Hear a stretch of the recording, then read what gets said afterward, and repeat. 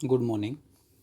आज का विषय भूगोल खंड 2 भू आकृति विज्ञान से संबंधित लेसन नंबर 2 संरचना तथा भू आकृति विज्ञान। भू आकृति विज्ञान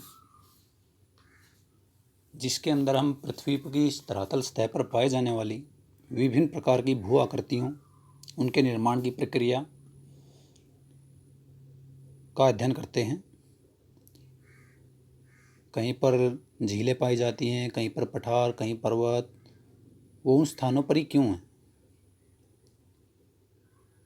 और उनका विभाजन कौन से पर्वत में आएंगे, कौन से पठार होंगे, कौन से मैदानी इलाके होंगे और कहाँ से कहाँ तक होंगे, ये सब भू आकृति विज्ञान का विषय होता है। अपवाह तंत्र। अपवाह तंत्र होता है किसी भी नदी या उसकी सहायक नदियों के द्वारा जहाँ से जल लिया जाता है, जहाँ तक उनका जल बहाव होता है, उसे अपवाह तंत्र कहा जाता है। जल विभाजक संकल्पना, हिमालय और प्रायद्वीप पठार। लेसन नंबर 2 में हिमालय के ऊपर ज़्यादा फोकस दिया गया है। इसके अलावा भारत में विभिन्न प्रकार की जो स्थलाकृतियाँ हैं वो मुख्य विषय रहेंगी। आइए देखते हैं कि लेसन नंबर 2 में कौन कौन सी भारतीय स्थलाकृतियों के ऊपर विशेष ध्यान दिया गया है। देखिए, हम लेसन नंबर 2 को स्टार्ट से बिल्कुल प्रारंभ से अंत तक पढ़ेंगे। क्या आपने कभी सोचा है कि मिट्टी की उर्वरता उसका उपजाऊपन, उर्वरता क्या होती है? मिट्टी की उर्वरता, उसका उपजाऊपन। गठन व स्वरूप अलग क्यों है? गठन उसका जो जिन पदार्थों से वो मिलकर बनी है, स्वरूप उसका रंग रूप आकार। आपने यह भी सोचा होगा कि अलग अलग स्थानों पर चट्टानों के प्रकार भी भिन्न भिन्न हैं। जो अलग अलग स्थान हैं वहाँ पर अलग अलग प्रकार की चट्टानें पाई जाती हैं। चट्टानें व मिट्टी आपस में संबंधित हैं। चट्टानें तथा मिट्टी आपस में संबंधित है क्योंकि असंगठित चट्टानें वास्तव में मिट्टियाँ ही हैं। तो मिट्टी कहाँ से आई है, ये यहाँ पे आपको पता चलना जाना चाहिए। जो मिट्टी है वो चट्टानों के टूटने फूटने से मिट्टी के रूप में प्राप्त होती है। पृथ्वी के धरातल पर चट्टानों व मिट्टियों में भिन्नता धरातलीय स्वरूप के अनुसार पाई जाती है। जिस प्रकार की स्थलाकृति होगी, मैदानी है, पर्वतीय है, पठारीय है, तो उसी अनुसार वहाँ पर उसका स्वरूप पाया जाता है। वर्तमान अनुमान के अनुसार पृथ्वी की आयु लगभग 46 करोड़ है। जो अनुमानित है कि पृथ्वी की आयु कितनी है, लगभग 46 करोड़ वर्ष। इतने लंबे समय में अंतर्जात व बहिर्जात, ये दो बल हैं जो पृथ्वी के धरातल के निर्माण के लिए बहुत हद तक जिम्मेदार हैं।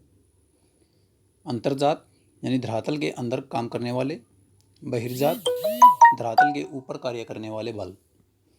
अंतर्जातीय बल में हम देख पाएंगे भूकंप हैं, ज्वालामुखी हैं, प्लेट विवर्तनिक हैं। और बहिर्जात बल जो धरती के यानी भूमि के धरातल पर कार्य करते हैं, जैसे वायु, जल और मानवीय क्रियाकलाप इत्यादि। इन बलों की पृथ्वी की धरातलीय व अधस्थलीय आकृतियों की रूपरेखा निर्धारण में एक महत्वपूर्ण भूमिका रही है। ये सभी जो है मुख्य भूमिका निभाते हैं धरातल के स्वरूप को निर्धारित करने में। आप पृथ्वी की विवर्तनिक हलचलों, प्लेट टेक्टोनिक के विषय में भौतिक भूगोल का परिचय नामक पुस्तक में पढ़ चुके हैं। जो पृथ्वी की टेक्टोनिक प्लेट्स हैं, इसके बारे में आपको दोबारा याद दिला दें कि पृथ्वी के जो सभी महाद्वीप महाखंड हैं वो अलग अलग प्लेटों पर पाए जाते हैं। सभी अलग अलग प्लेट्स का निर्माण करते हैं। लगभग 16 प्लेटें हैं। क्या आप जानते हैं कि करोड़ों वर्ष पहले इंडियन प्लेट, तो अब भारतीय प्लेट का जिक्र किया गया है, जो एक स्थान से दूसरे स्थान तक खिसका कर वर्तमान स्वरूप धारण किए हुए है। इंडियन प्लेट भूमध्य रेखा से दक्षिण में स्थित था। बहुत पहले की बात है कि भारत की जो प्लेट है वो पहले भूमध्य रेखा के दक्षिण में लगभग दक्षिण अफ्रीका के पूर्व में स्थित थी। यह आकार में काफ़ी विशाल थी और ऑस्ट्रेलियन प्लेट इसी का हिस्सा थी। जो ऑस्ट्रेलिया वर्तमान स्वरूप ऑस्ट्रेलिया महाद्वीप है आज का, कभी वर्तमान ऑस्ट्रेलिया और भारत बहुत समय पहले एक ही भूखंड का हिस्सा हुआ करते थे। करोड़ों वर्षों के दौरान यह प्लेट काफ़ी हिस्सों में टूट गई, जो विवर्तनिक हलचलों के कारण है। महाद्वीपीय प्लेट आपस में टूटती रही और नए नए महाद्वीप तथा देश बनते रहे। और ऑस्ट्रेलियन प्लेट दक्षिण पूर्व तथा इंडियन प्लेट उत्तर दिशा में खिसकने लगी। जब ये प्लेटें आपस में टूट गई किन्हीं भी विवर्तनिक हलचलों के कारण, तो जो ऑस्ट्रेलियन प्लेट है वो दक्षिण पूर्व तथा इंडियन प्लेट उत्तर दिशा में खिसकने लगी, उत्तर दिशा की तरफ खिसकी। इंडियन प्लेट के खिसकने की विभिन्न अवस्थाओं को रेखांकित कर सकते हैं। अगर आप ग्लोब देखें या फिर प्राचीन मानचित्र देखेंगे तो आप ये कार्य आसानी से कर पाएंगे। और इसी लेसन में आपको भारतीय प्लेट किस तरह से खिसकर कितने समय के बाद वर्तमान स्वरूप में आई है ये आप देख पाएंगे।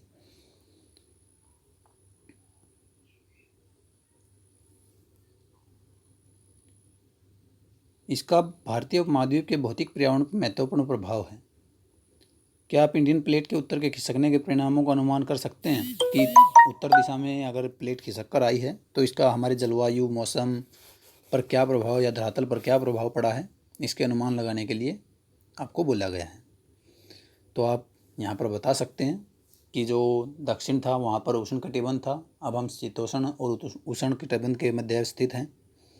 भारत का जो उत्तरी भाग है वो शीतोष्ण उष्णकटिबंध में है और दक्षिणी भाग जिसमें केरल, तमिलनाडु और उसके आसपास के राज्य जो हैं उष्णकटिबंध में शामिल हैं।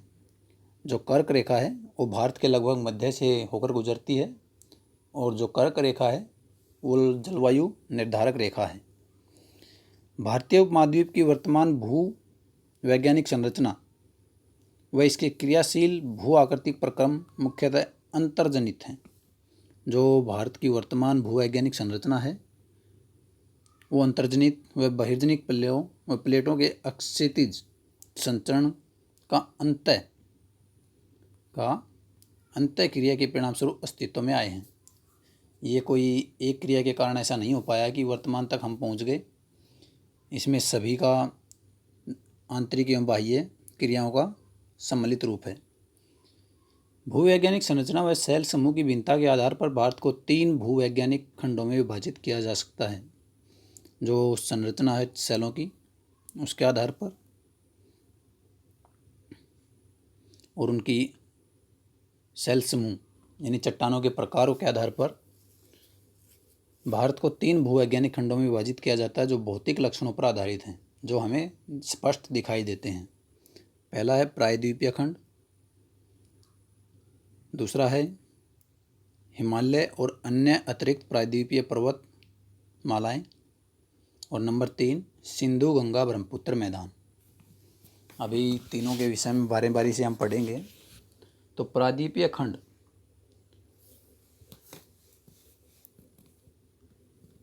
देखते हैं। पहले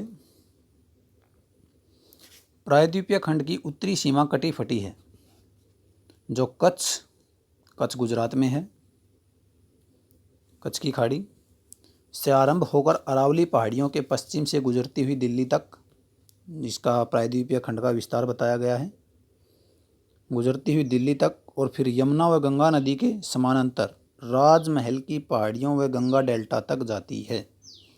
प्रायद्वीपीय जो खंड है उसकी उत्तरी सीमा का विस्तार बताया गया है, जो पश्चिम में गुजरात राज्य से प्रारंभ होकर अरावली पहाड़ियों के पश्चिम से गुजरती हुई दिल्ली तक और फिर यमुना व गंगा नदी के समानांतर राजमहल की पहाड़ियों व गंगा डेल्टा तक, यानी उत्तर में उत्तर पूर्व पश्चिमी बंगाल में जहाँ गंगा डेल्टा का निर्माण करती है बंगाल की खाड़ी में, वहाँ तक जाती है। इसके अतिरिक्त उत्तर पूर्व में कभी एगलाग व मेघालय का पठार, उत्तर पूर्व में कार्बी एंगलांग व मेघालय का पठार तथा पश्चिमी में राजस्थान भी इस खंड के विस्तार हैं। पश्चिमी बंगाल में मालदा, भ्रंश, उत्तरी पूर्व भाग में स्थित मेघालय व कार्बी एंगलांग पठार को छोटा नागपुर पठार से अलग करता है। ये छोटा नागपुर पठार भी बड़ा महत्वपूर्ण है, ये भी हम पढ़ेंगे, लेकिन एक बार फिर इंट्रोडक्शन दे देते हैं इसका। छोटा नागपुर पठार मुख्यतः झारखंड और इसके आसपास के जो राज्य हैं उन वहाँ पर इसका विस्तार है और अत्यधिक कोयला लोहा खनन के लिए जाना जाता है। राजस्थान में यह प्रायद्वीपीय खंड मरुस्थल राजस्थान में जो विस्तार है प्रायद्वीपीय खंड का मरुस्थल व मरुस्थल सदृश स्थलाकृतियों से ढका हुआ है। यहाँ पर मरुस्थल का विकास हो गया है जलवायु के कारण। प्रायद्वीप मुख्यतः प्राचीन नाइस व ग्रेनाइट से बना है। जो प्रायद्वीपीय खंड है वो किन चीज़ों से बना है? नाइस व ग्रेनाइट से बना है। कैम्ब्रियन कल्प से यह भूखंड एक कठोर खंड के रूप में खड़ा था। कैम्ब्रियन कल्प समय की एक वो है इकाई जो इस भूखंड को कठोर रूप में खड़ा हुआ बताती है कि उस समय यह भूखंड जो था बड़ा ही कठोर था। अपवाद स्वरूप पश्चिमी तट समुद्र में डूबा होने के और कुछ हिस्से विवर्तनिक क्रियाओं से परिवर्तित होने के उपरांत भी इस भूखंड के वास्तविक आधार तल पर प्रभाव नहीं पड़ता है। जो इसका आधार है वो आज भी कठोर रूप में है। इंडो ऑस्ट्रेलियन प्लेट का हिस्सा होने के कारण यह ऊर्ध्वाधर हलचलों व खंड भ्रंश से प्रभावित है। नर्मदा, ताप्ती इसकी मुख्य नदियां होंगी और महानदी की रिफ्ट घाटियां और सतपुड़ा मध्य प्रदेश में पर्वत है। ब्लॉक पर्वत इसके उदाहरण हैं कि आज तक जो प्रायद्वीपीय खंड है वो मजबूती से अभी तक टूटा नहीं है, ज्यों का त्यों है। प्रायद्वीप में मुख्यतः अवशिष्ट पहाड़ियाँ शामिल हैं, जैसे अरावली। प्रायद्वीपीय जो खंड है जो बहुत प्राचीन हो चुका है, इसमें अभी केवल अवशेष ही ज़्यादातर देखने को मिल रहे हैं। जिनके अवशेष हैं वो अरावली पर्वत, नल्लामाला, ये पहाड़ियाँ लगभग समाप्ति की ओर हैं।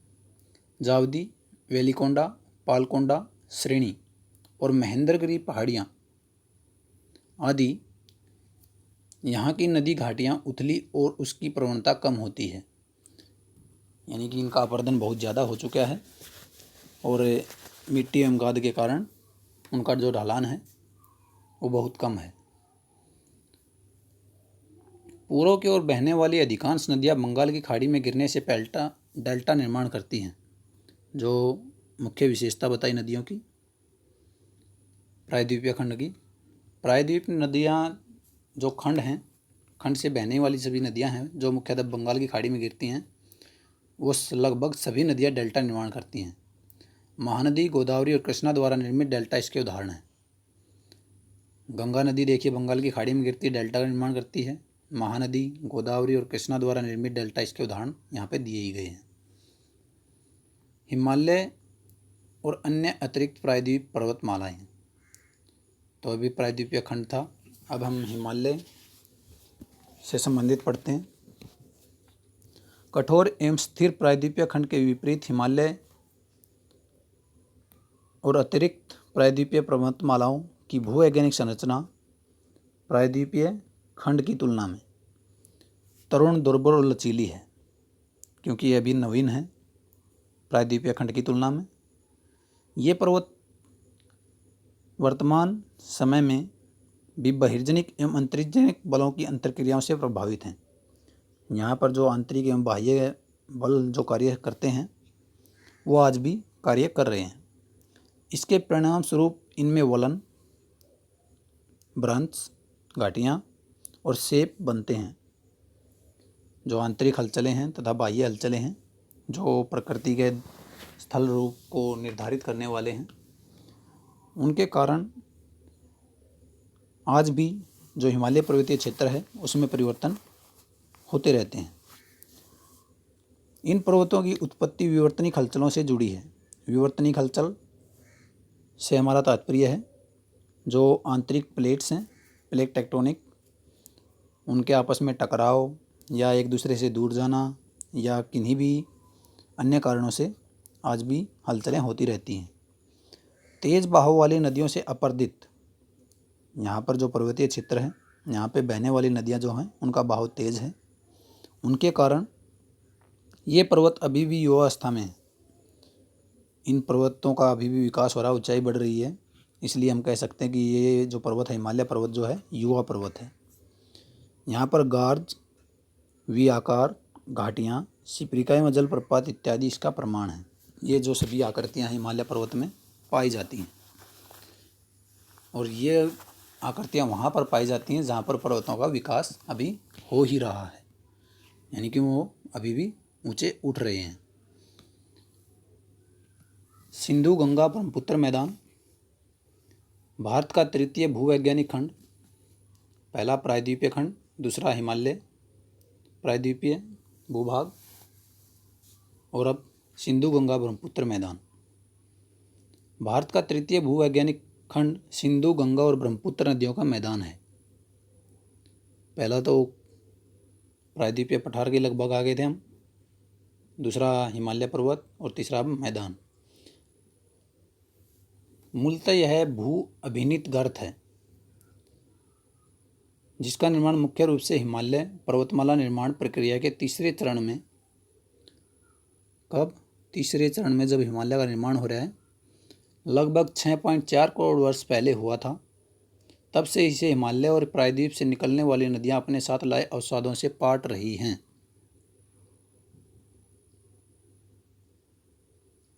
इनमें जलोढ़ों की औसत गहराई 1000 से 2000 मीटर है। जब यहाँ पर इतनी गहराई है तो आप समझ सकते हैं कि यहाँ पर कभी ना कभी कोई समुद्र अवश्य रहा होगा जिसके कारण यहाँ पर इतनी गहराई थी।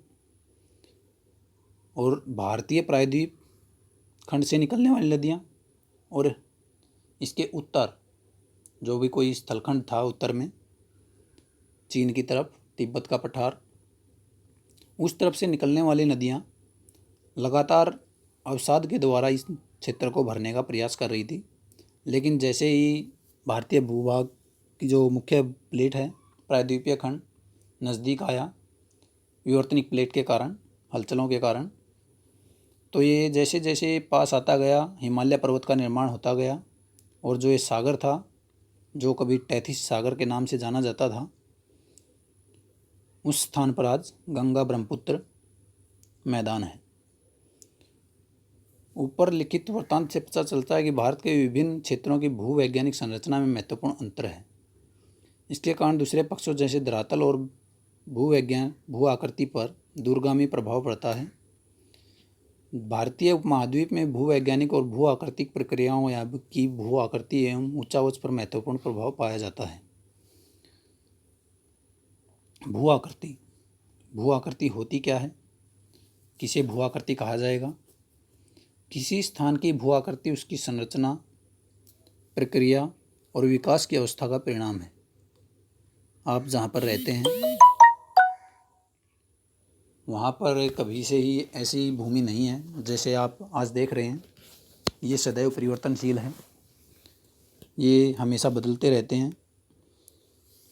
भारत में धरातलीय विभिन्नताएं बहुत महत्वपूर्ण हैं। इसके उत्तर में एक बड़े क्षेत्र में ऊबड़ खाबड़ स्थलाकृति है।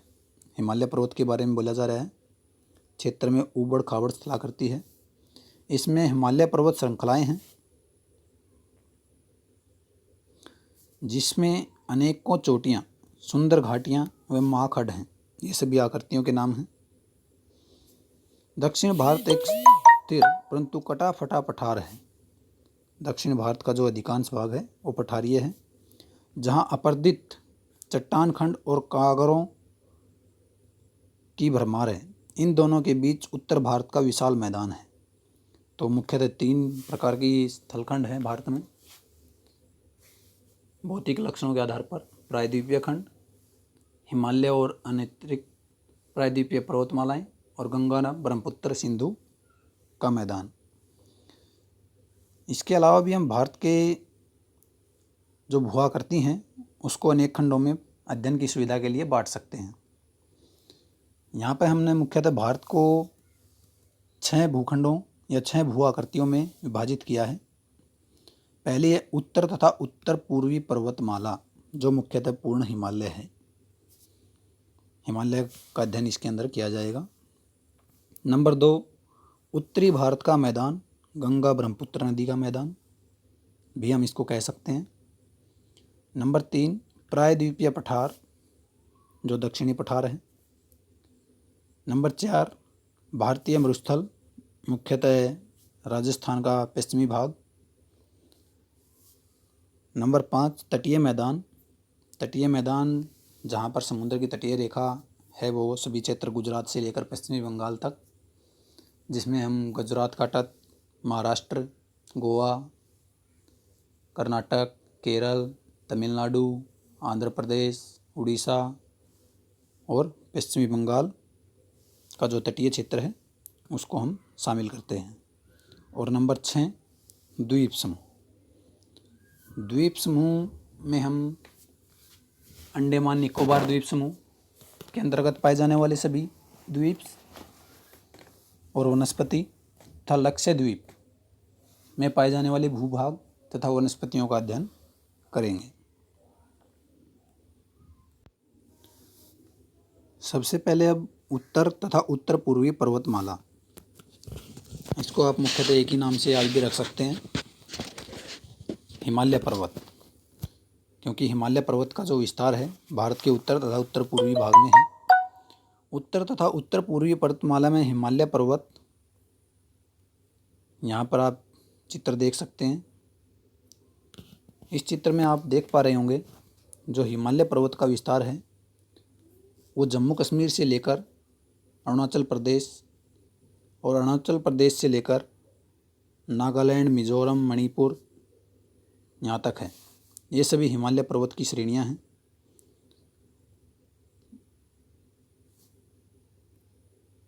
हिमालय पर्वत को भी अध्ययन की दृष्टि के लिए हमने अनेक भागों में बांटा है। देखिए यहाँ पे सारा ये हिमालय पर्वत है।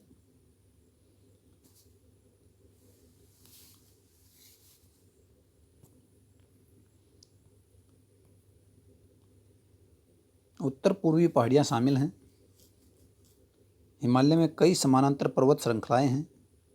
समानांतर पर्वत श्रृंखलाएँ, समानांतर पर्वत श्रृंखलाओं से हमारा तात्पर्य है कि एक दूसरे के समानांतर पर्वतों की श्रेणियाँ पाई जाती हैं। इसके लिए अध्ययन के लिए हमने हिमालय पर्वत को अलग अलग भागों में बांटा है। सबसे पहले बृहत हिमालय, जो कि चीन की तरफ पाया जाता है, बड़ा हिमालय भी बोल सकते हैं आप इसको। पार हिमालय श्रृंखलाएँ और मध्य हिमालय और शिवालिक प्रमुख श्रेणियाँ हैं। ये सभी जो हिमालय पर्वत की हैं श्रेणियाँ हैं। भारत के उत्तर पश्चिमी भाग में हिमालय की ये श्रेणियाँ उत्तर पश्चिम दिशा से दक्षिण पूर्व दिशा की ओर फैली हैं। इन श्रेणियों का जो विस्तार की दिशा है उत्तर पश्चिम, यानी जम्मू कश्मीर जो उत्तर पश्चिम में स्थित है, से दक्षिण पूर्व दिशा, दक्षिण पूर्व, पहले तो ये ऊपर से नीचे आती हैं। दार्जिलिंग और सिक्किम क्षेत्रों में श्रेणियाँ ये जो उत्तर पश्चिम से दक्षिण पूर्व दिशा की ओर फैली हैं, ये आप बिहार तक लेके जा सकते हैं, जम्मू कश्मीर से बिहार तक। और इसके बाद दार्जिलिंग और सिक्किम, बिहार से आए जो नेक्स्ट ऊपर राज्य है सिक्किम, और आगे अरुणाचल प्रदेश, दार्जिलिंग में श्रेणियाँ पूर्व पश्चिम दिशा में फैली हैं, पूर्व से पश्चिम दिशा में। जबकि अरुणाचल प्रदेश में दक्षिण पश्चिम, जैसे जैसे अरुणाचल प्रदेश में हम ऊपर की तरफ जाएंगे तो इन पर्वतों की श्रेणियों की जो दिशा है दक्षिण पश्चिम से उत्तर पश्चिम की ओर घूम जाती है। दक्षिण पश्चिम से उत्तर पश्चिम की ओर, यानी कि इनका स्तर जो है चीन देश की ओर बढ़ता जाता है। मिजोरम, नागालैंड और मणिपुर में ये पहाड़ियाँ उत्तर दक्षिण दिशा में फैली हैं।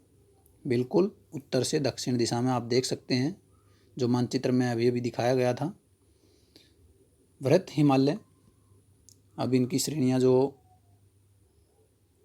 जिसे केंद्रीय अक्ष श्रेणी भी कहा जाता है, जो हिमालय का ऊंचा भाग है वृहत हिमालय, जिसे केंद्रीय अक्ष श्रेणी भी कहा जाता है, कि पूर्व पश्चिम लंबाई लगभग 2500 किलोमीटर है।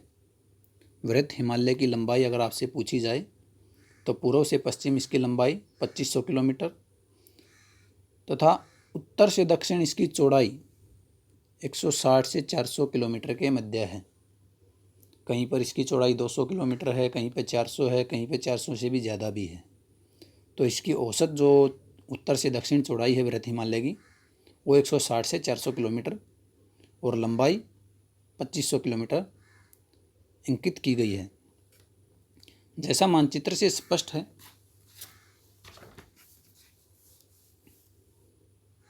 हिमालय भारतीय उपमहाद्वीप, भारत को जो प्रायद्वीपीय भाग है उसको उप हिमालय भी कहा जाता है, क्योंकि ये हिमालय एक पर्वत ही है जो इसे भारत एशिया महाद्वीप से अलग प्रकार की जलवायु प्रदान करता है। भारतीय उपमहाद्वीप तथा मध्य एवं पूर्व एशिया देशों के बीच एक मजबूत लंबी दीवार के रूप में खड़ा है। भारतीय उपमहाद्वीप की संज्ञा इसीलिए दी जाती है और यही अन्य देशों से भारत के उपमहाद्वीप का जो बॉर्डर कह सकते हैं हम, भी नियत करता है।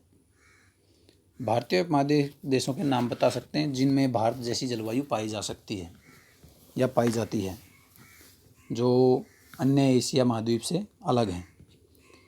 तो यहाँ पर आप नाम दे सकते हैं जो हिमालय पर्वत के और हमारे देश की बिल्कुल पास में स्थित हैं। यानी हिमालय के दक्षिण में आप नेपाल, भूटान और पाकिस्तान, बांग्लादेश, इसके अलावा आप श्रीलंका, जो भारतीय जलवायु के जलवायु वाले देश कहे जाते हैं। हिमालय एक प्राकृतिक रोधक ही नहीं अपितु जलवायु अपवाह और सांस्कृतिक, देखिए यहाँ पर बता भी दिया गया कि प्राकृतिक रोधक ही नहीं अपितु जलवायु अपवाह और सांस्कृतिक विभाजक भी है, क्योंकि जिस प्रकार की जलवायु जहाँ पर पाई जाती है उसी प्रकार का सांस्कृतिक परिवेश तथा वेशभूषा वहाँ पर पाई जाती है। तो इस कारण जो हिमालय है, हमारे भारत की जो सांस्कृतिक तथा रीति रिवाज हैं वो चीन तथा उसके आसपास हिमालय पर्वत के उत्तर में स्थित देशों की तुलना में अलग हैं। क्या आप दक्षिण एशिया के देशों के भू पर्यावरण पर हिमालय के प्रभाव बता सकते हैं? हमारी जलवायु तथा हिमालय के उत्तर में स्थित देशों की जलवायु में क्या अंतर है, इसकी तुलना के लिए आपको बोल रहे हैं। तो हम बिल्कुल स्पष्ट रूप से कह सकते हैं कि हिमालय के जो उत्तर में स्थित देश हैं वो शरद ऋतु के मौसम में अत्यधिक ठंडे हो जाते हैं और मुख्यतः जो कार्य हिमालय पर्वत करता है वो यही करता है कि वो उत्तर दिशा से आने वाली ठंडी पवनों को रोककर हमारे देश को अत्यधिक शरद ऋतु के बचाने का कार्य करता है। इसके अलावा जो मानसून है हमारे देश में, उसके लिए भी कहीं ना कहीं हिमालय पर्वत ही उत्तरदायी है। ये मानसूनी पवनों को पार नहीं होने देता उत्तर दिशा की ओर, और भारत में अत्यधिक वर्षा के लिए भी हिमालय पर्वत कार्य करता है एक अवरोधक के, प्राकृतिक अवरोधक के रूप में। दक्षिण एशिया के देशों के भू पर्यावरण पर हिमालय के प्रभाव बता सकते हैं। हिमालय जैसा भू पर्यावरण विभाजक ढूंढ सकते हैं जो हिमालय पर्वत की तरह ही अन्य देशों में या अन्य महाद्वीपों में काम करता हो, ऐसा कोई अन्य पर्वत ढूंढने का प्रयास कीजिए। हिमालय पर्वत में अनेक क्षेत्रीय विभिन्नताएं हैं। जैसे जैसे हम हिमालय पर्वत का विभाजन करते जाएंगे और राज्य अनुसार या इसकी श्रेणियों के अनुसार जब इसका अध्ययन करेंगे तो इसकी विभिन्नताएं देखने को हमें मिलती हैं। उच्चावच पर्वत श्रेणियों के संरेखण और दूसरी भू आकृतियों के आधार पर हिमालय को निम्नलिखित उपखंडों में विभाजित किया जा सकता है। तो अब हिमालय का हम विभाजन करते हैं अध्ययन की सुविधा के लिए। छोटे छोटे टुकड़ों में हिमालय का अध्ययन किया जाएगा। कश्मीर या उत्तर पश्चिमी हिमालय, जो उत्तर पश्चिम है भारत का, उत्तर तथा पश्चिम जिसमें कश्मीर राज्य है, हम इसको कश्मीर हिमालय या उत्तर पश्चिमी हिमालय कोई एक नाम दे सकते हैं। नंबर 2 हिमाचल और उत्तरांचल हिमालय। नंबर 3 दार्जिलिंग और सिक्किम हिमालय। नंबर 4 अरुणाचल हिमालय। और नंबर 5 पूर्वी पहाड़ियाँ और पर्वत। इन सभी की अलग अलग विशेषताएं हैं और इनका सभी का अब हम क्षेत्र के अनुसार या राज्य के अनुसार भी बोल सकते हैं कि इनका अध्ययन करेंगे। सबसे पहले कश्मीर हिमालय या उत्तर पश्चिमी हिमालय, जो कश्मीर जम्मू एंड कश्मीर राज्य में हिमालय का विस्तार है और वहाँ पर जो श्रेणियाँ पाई जाती हैं, जो चोटियाँ पाई जाती हैं तथा उनकी स्थलाकृतियों की क्या विशेषताएं हैं, ये अब हम देखते हैं। कश्मीर हिमालय में अनेक पर्वत श्रेणियाँ हैं, जैसे कराकोरम। यहाँ पर पाई जाने वाली प्रमुख पर्वत श्रेणियाँ कौन कौन सी हैं? कराकोरम, लद्दाख, जास्कर, पीर पंजाल,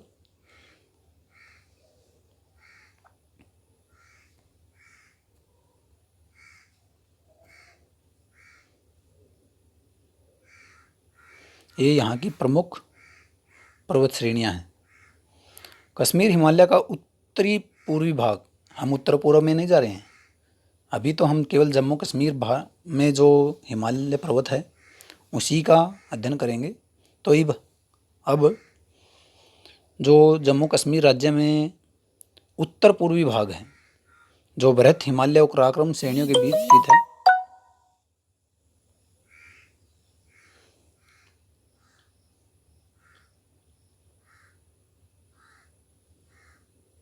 एक ठंडा मरुस्थल है, जो लद्दाख का क्षेत्र भी आप कह सकते हैं इसे। कश्मीर हिमालय का उत्तर पूर्वी भाग, जो बृहत हिमालय और काराकोरम श्रेणियों के बीच स्थित है, एक ठंडा मरुस्थल है। यहाँ पर टेम्परेचर बहुत कम रहता है, इसलिए इसे हम ठंडा मरुस्थल कहते हैं। बृहत हिमालय और पीर पंजाल के बीच विश्व प्रसिद्ध, बृहत हिमालय और पीर पंजाल श्रेणी के बीच विश्व प्रसिद्ध कश्मीर घाटी और डल झील है। जो कश्मीर घाटी, फूलों की घाटी और डल झील का जिक्र आपने बार बार सुना है, वो कहाँ है? बृहत हिमालय और पीर पंजाल के बीच स्थित हैं। दक्षिण एशिया की महत्वपूर्ण हिमानी नदियाँ बलटोरो और सियाचिन इस श्रेणी में हैं। अन्य जो नदियाँ हैं जो हिम नदियों से, हिमानी यानी बर्फ़ की बड़ी राशियों से निकलती हैं। कश्मीर हिमालय करेवा के लिए भी प्रसिद्ध है। ये क्वेश्चन बार बार रिपीट होता है। जहाँ जाफरान की खेती की जाती है। बृहत हिमालय में जोजिला, पीर पंजाल और बनिहाल जास्कर श्रेणी में, फोटुला और लद्दाख श्रेणी में खारदुंगला जैसे महत्वपूर्ण दर्रे स्थित हैं। ये जो अभी अंडरलाइन किए गए हैं ये सभी दर्रे हैं। दर्रे होते क्या हैं? दर्रे ऐसे स्थान होते हैं जो आसपास के पर्वतीय क्षेत्र से की तुलना में गहरे होते हैं और इनको पार करना पर्वतीय क्षेत्र की जो चोटियां हैं उनकी तुलना में आसान होता है। अब करेवा कश्मीर हिमालय में अनेक दर्रे जैसे करेवा, हिमनद, चिकनी मिट्टी और दूसरे पदार्थों का हिमोड पर यानी बर्फ़ की राशि पर मोटी पर्द के रूप में जमाव है। महत्वपूर्ण अलवण की झीलें, जो मीठे पानी की झीलें हैं, जैसे डल और वुलर, और जो खारे पानी की झीलें हैं, जो लवण जल झीलें, पोंगसो, सोमुरी भी इस क्षेत्र में पाई जाती हैं। सिंधु तथा इसकी सहायक नदियां झेलम और चेनाब इस क्षेत्र को अपवाहित करती हैं। इस क्षेत्र में बहने वाली प्रमुख नदियां सिंधु तथा इसकी सहायक नदियां झेलम, चेनाब इस क्षेत्र से अपवाहित होती हैं, यानी बहने वाली नदियां हैं। कश्मीर और उत्तर पश्चिम हिमालय विलक्षण सौंदर्य और खूबसूरत दृश्य स्थलों के लिए जाना जाता है। कश्मीर किस लिए जाना जाता है? खूबसूरत दृश्य स्थलों के लिए, यानी वहाँ पर घूमने लोग इसलिए जाते हैं कि वहाँ की जो प्राकृतिक छटा है वो देखते ही बनती है। अत्यंत सुंदर है। हिमालय की यह रोमांचक दृश्यावली पर्यटकों के लिए आकर्षण का केंद्र है। प्राकृतिक सुंदरता देखने के लिए लोग वहाँ पर जाते हैं। कुछ प्रसिद्ध तीर्थ स्थलों जैसे वैष्णो देवी, अमरनाथ गुफा और चारे शरीफ भी यहाँ पर स्थित हैं। यहाँ बहुत से तीर्थ यात्री हर साल आते हैं। जम्मू और कश्मीर की राजधानी श्रीनगर झेलम, जम्मू कश्मीर की जो राजधानी है श्रीनगर, वो झेलम नदी के तट पर स्थित है। यहाँ पर आप पश्चिमी हिमालय को जूम करके भी देख सकते हैं, मानचित्र 2.5। यहाँ पर आपने लद्दाख श्रेणी, जास्कर श्रेणी, बारालाचा और सिंधु एवं उसकी सहायक नदियाँ आप बिल्कुल देख सकते हैं। यहाँ पर सिंधु नदी की सहायक नदी झेलम नदी, ये जोजिला दर्रा, नांगा पर्वत, केटू, लद्दाख श्रेणी, जास्कर श्रेणी, बारालाचा ये दर्रा है, सिपकिला, कैलाश श्रेणी, कराकोरम श्रेणी, ब्यास नदी, चेनाब नदी, रेवती नदी, सतलुज नदी। जो सिंधु नदी तंत्र है उसकी सहायक नदियाँ झेलम, चेनाब, रावी, व्यास और सतलुज। तो ये सब नदियाँ आप आसानी से यहाँ से याद कर सकते हैं और देख भी सकते हैं कहाँ कहाँ से होकर ये बहती हैं। श्रीनगर में डल झील, श्रीनगर आप अभी आपने देखा कहाँ है, झेलम नदी के तट पर है। अब श्रीनगर में डल झील एक रोचक प्राकृतिक स्थल है जो कि बहुत सुंदर है। कश्मीर घाटी में झेलम नदी युवा अवस्था में बहती है, यानी युवा यानी बहुत तेज़ बहाव है। तथापि नदी तल रूप के विकास में प्रौढ़ावस्था में निर्मित होने वाली विशिष्ट आकृतियाँ, हालांकि यहाँ पर अभी बता रहा है कि जो नदी है वो युवावस्था में बहती है झेलम, लेकिन नदीय स्थल रूप के विकास में प्रौढ़ावस्था में निर्मित होने वाली विशिष्ट आकृतियाँ विसर्पों का निर्माण करती है। जब नदी अपनी प्रौढ़ अवस्था में होती है तब जो उनसी वो आकृतियाँ विकसित करती है, जैसे विसर्प आकार में बहती है, तो उन आकृतियों का निर्माण झेलम नदी यहाँ भी करती है अपनी युवा अवस्था में। यहाँ पर नदी विसर्प पाए जाते हैं झेलम नदी के द्वारा। नदी विसर्प क्या है ये आप आगे पढ़ेंगे, और अब भी थोड़ा सा परिचय दे देते हैं। जब नदी सांप की तरह से बहना स्टार्ट कर देती है या उसके मार्ग में अत्यधिक मोड़ आ जाते हैं, ऐसा आकृति भी आप समझ सकते हैं, एस की आकृति में नदी बहती है या उसके मार्ग में बहुत ज़्यादा घुमावदार मोड़ होते हैं। आप कुछ और नदी भू आकृतियाँ बता सकते हैं जिनका निर्माण नदी प्रौढ़ अवस्था में करती है। प्रौढ़ अवस्था में नदियाँ निर्माण करती हैं गोखुर झील, क्योंकि वो अपने साथ जो बहा कर ले आएगी अवशेष था वो सब वहाँ पर निक्षेपण करती हैं मैदान।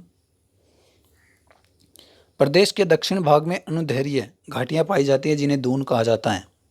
अभी हमें थोड़ी देर पहले दून का जिक्र किया था कि दून क्या है। इनमें जम्मू दून और पठानकोट दून प्रमुख हैं।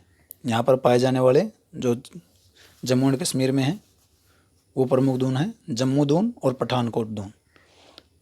दून ऐसे क्षेत्र, दोबारा से सुने, दून ऐसे क्षेत्र जो अपने पर्वतीय क्षेत्र में आसपास की भूमि से बहुत नीचे होते हैं और जिन्हें पार करना आसान होता है।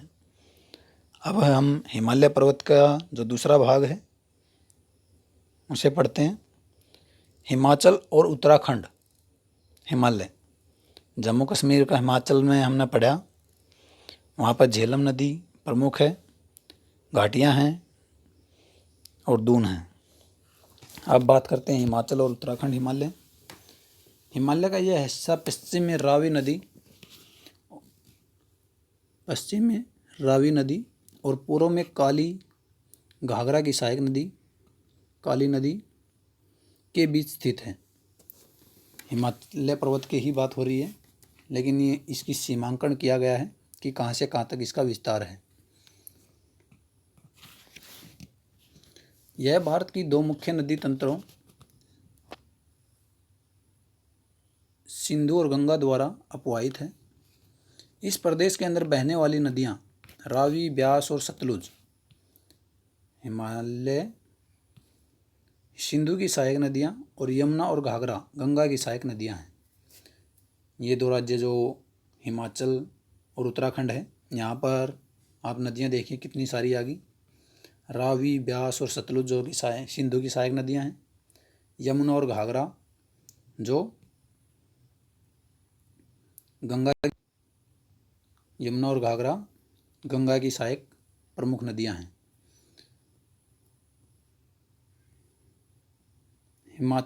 हिमालय का सुदूर उत्तरी भाग लद्दाख के ठंडे मरुस्थल का विस्तार है। हिमाचल में भी लद्दाख का जो ठंडा मरुस्थल है उसका कुछ हिस्सा विस्तृत है। और लाहौल व स्पीति जिले के स्पीत उपमंडल में है।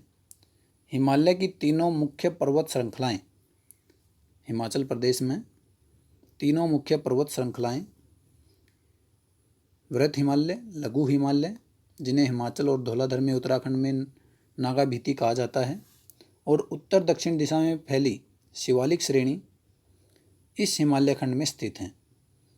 लघु हिमालय में 1000 से 2000 मीटर जो पर्वतों की ऊंचाई होती है, वो 1000 से 2000 मीटर ऊंचाई वाले पर्वत ब्रिटिश प्रशासन के लिए मुख्य आकर्षण केंद्र रहे हैं, क्योंकि वो जलवायु परिवर्तन के लिए वहाँ पर वो जाते थे और अपने कार्य जो क्षेत्र हैं उनको बनाते थे। कुछ महत्वपूर्ण पर्वत नगर जैसे धर्मशाला, मसूरी, कसौली, अल्मोड़ा, लैंसडाउन और रानीखेत इस क्षेत्र में स्थित हैं। ये अंग्रेज़ों के द्वारा बनाए गए प्रमुख केंद्र थे। शिवालिक शब्द की उत्पत्ति देहरादून के नज़दीक शिववाला में पाए जाने वाले भूगर्भिक रचनाओं से हुई है। किसी समय यहाँ इंपीरियल सर्वे का मुख्यालय स्थित था, जो बाद में स्थायी रूप से देहरादून में स्थापित हुआ। तो ये शिवालिक की जो आपने विशेषता पढ़ी सुनी। इस क्षेत्र की दो महत्वपूर्ण स्थलाकृतियाँ शिवालिक और दून हैं, जो हिमालय और उत्तरांचल में पाई जाती हैं। यहाँ स्थित कुछ महत्वपूर्ण दून चंडीगढ़ कालका दून, नालागढ़ देहरादून हरिकेन दून तथा कोटा दून शामिल हैं,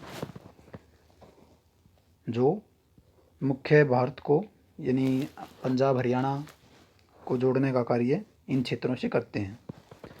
इनमें देहरादून सबसे बड़ी घाटी है, जिसकी लंबाई 35 से 45 किलोमीटर, घाटी की लंबाई बताई गई है 35 से 45 किलोमीटर और चौड़ाई 22 से 25 किलोमीटर है। वृहत हिमालय की घाटियों में भोटिया प्रजाति के लोग रहते हैं। यहाँ की जो प्रजाति है वो भोटिया प्रजाति है। ये खानाबदोश लोग हैं जो ग्रीष्म ऋतु में बुग्याल में चले जाते हैं, यानी ऊंचाई पर स्थित घास के मैदान में चले जाते हैं। जैसे ग्रीष्म ऋतु स्टार्ट होती है तो ये पलायन करते हैं और वृहत हिमालय की ओर प्रवास करते हैं और सर्द ऋतु में घाटियों में लौट आते हैं। और जैसे ही सर्द ऋतु प्रारंभ होती है, ये वृहत हिमालय से वापस नीचे घाटियों की ओर आ जाते हैं। प्रसिद्ध फूलों की घाटी भी इस पर्वतीय क्षेत्र में स्थित है। गंगोत्री, यमुनोत्री, केदारनाथ, बद्रीनाथ और हेमकुंड साहिब भी इस इलाके में स्थित हैं, जो नदियों के क्षेत्र हैं। इस क्षेत्र में 5 प्रसिद्ध प्रयाग नदी संगम हैं, जहाँ पर नदियाँ आपस में मिलती हैं, जिनका विवरण इस पुस्तक के अध्याय 3 में दिया गया है। 3 अध्याय में पढ़ेंगे। दार्जिलिंग और सिक्किम हिमालय। अब हम पूर्व की तरफ चलते हैं थोड़ा। पश्चिम हिमालय में नेपाल हिमालय और पूर्व में भूटान हिमालय है। क्योंकि ये हिमालय का भाग तो है, लेकिन हमारे देश में इसका विस्तार नहीं है, तो इसे हम बाद में पढ़ेंगे। यह एक छोटा परंतु हिमालय का बहुत महत्वपूर्ण भाग है। यहाँ तेज़ बहाव वाली तीस्ता नदी बहती है और कंचनजुंगा जैसी ऊंची चोटियाँ और गहरी घाटियाँ पाई जाती हैं। इन पर्वतों के ऊंचे शिखरों पर लेप्चा जनजाति, जो दार्जिलिंग और सिक्किम हिमालय है, वहाँ पर कौन सी जनजाति पाई जाती है? लेप्चा जनजाति। दक्षिण भाग में मिश्र जनसंख्या, जिसमें नेपाली, बंगाली और मध्य भारत की जनजातियां शामिल हैं, पाई जाती हैं। यहाँ की प्राकृतिक दशाओं जैसे मध्यम ढाल, गहरी व जीवाश्म युक्त मिट्टी, संपूर्ण वर्षा का होना और मंद शीत ऋतु का फायदा उठाकर अंग्रेजों ने यहाँ चाय के बागान लगाए। चाय के बागान लगाने के लिए जो उपयुक्त जलवायु है उसका वर्णन यहाँ पर किया गया है। यहाँ द्वार स्थलाकृतियाँ पाई जाती हैं जिनका उपयोग चाय बागान लगाने के लिए किया गया है। सिक्किम और दार्जिलिंग हिमालय अपने रमणीय सौंदर्य, प्राकृतिक सौंदर्य, वनस्पति जात और प्राणी जात और आर्कटिक के लिए जाना जाता है। जो दार्जिलिंग और हिमालय है, सिक्किम हिमालय है, वो किस लिए जाना जाता है? अपने प्राकृतिक सौंदर्य के लिए। अब बात करते हैं अरुणाचल हिमालय की। यह पर्वत क्षेत्र भूटान हिमालय से लेकर, जो भूटान देश है सिक्किम के पूर्व में, वहाँ से लेकर डिफू दर्रे तक फैला है। ये भूटान है यहाँ पे, यहाँ से ये स्टार्ट हुआ।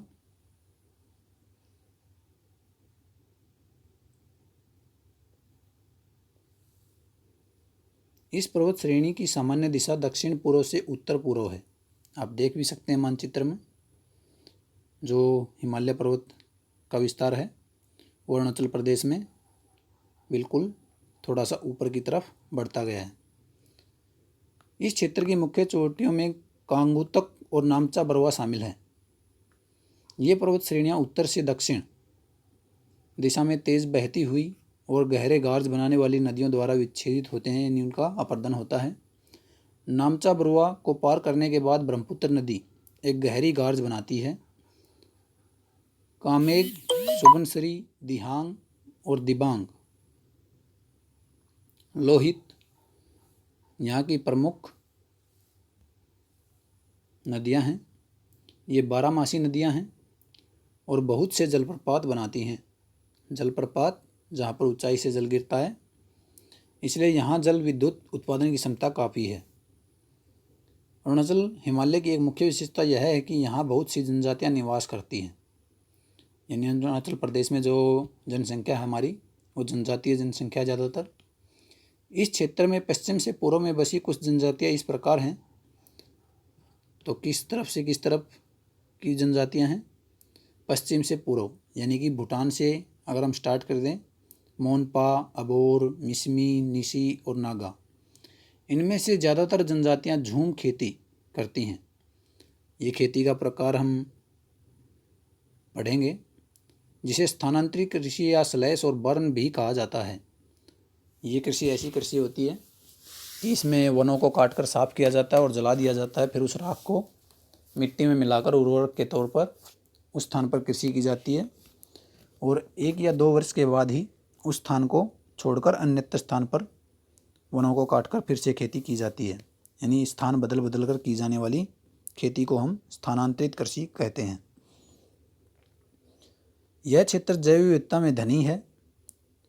यहाँ पर जीवों की जो प्रजातियाँ हैं वो अत्यधिक पाई जाती हैं, जिसका संरक्षण देशज समुदायों ने किया। इसका संरक्षण भी किया गया है। ऊबड़ खाबड़ स्थलाकृति के कारण यहाँ पर विभिन्न घाटियों के बीच परिवहन जुड़ाव लगभग नाम मात्र ही है, क्योंकि पर्वतीय क्षेत्र है, ऊबड़ खाबड़ घाटियाँ हैं, तो यहाँ पर परिवहन का विकास जो है अभी नहीं हो पाया है संपूर्ण रूप से। इसलिए अरुणाचल असम सीमा पर स्थित द्वार क्षेत्र से होकर यहाँ कारोबार किया जाता है। जो ज़्यादातर हमारा यातायात असम के साथ अरुणाचल प्रदेश से होता है, वो स्थित द्वार क्षेत्र से होकर ही होता है। अब हम अंतिम हिमालय की तरफ बढ़ते हैं। पूर्वी पहाड़ियाँ और पर्वत जो हिमालय का ही भाग है, जिनमें हम नागालैंड, मणिपुर, मिज़ोरम क्षेत्रों में पढ़ते हैं। हिमालय पर्वत के इस भाग में पहाड़ियों की दिशा उत्तर से दक्षिण की ओर होती है। आप मानचित्र में देख सकते हैं, उत्तर से दक्षिण है। ये पहाड़ियाँ विभिन्न स्थानीय नामों से जानी जाती हैं। उत्तर हिमालय में जो जैसे नागालैंड है, वहाँ पर पटकाई बूम, नागा पहाड़ियाँ और मणिपुर में पहाड़ियाँ दक्षिण में मिजो, थल, लुसाई पहाड़ियों के नाम से जानी जाती हैं। ये हिमालय का ही भाग है, लेकिन अलग अलग इनका नामकरण किया गया है। यह एक नीचा पहाड़ियों का क्षेत्र है जहाँ अनेक जनजातियाँ झूम या स्थानांतरित खेती करती हैं। यहाँ ज़्यादातर पहाड़ियाँ छोटे बड़े नदी नालों द्वारा अलग होती हैं। यानी कैसे एक दूसरी पहाड़ी का निर्धारण किया गया है, जहाँ पर नदियाँ नाले मिलें वहाँ से दूसरी तरफ दूसरी नदी या दूसरी श्रेणी चालू हो जाती है पर्वत की। बराक मणिपुर और मिजोरम की एक मुख्य नदी है। मणिपुर और मिजोरम के अंदर जो मुख्य नदी है वो बराक है।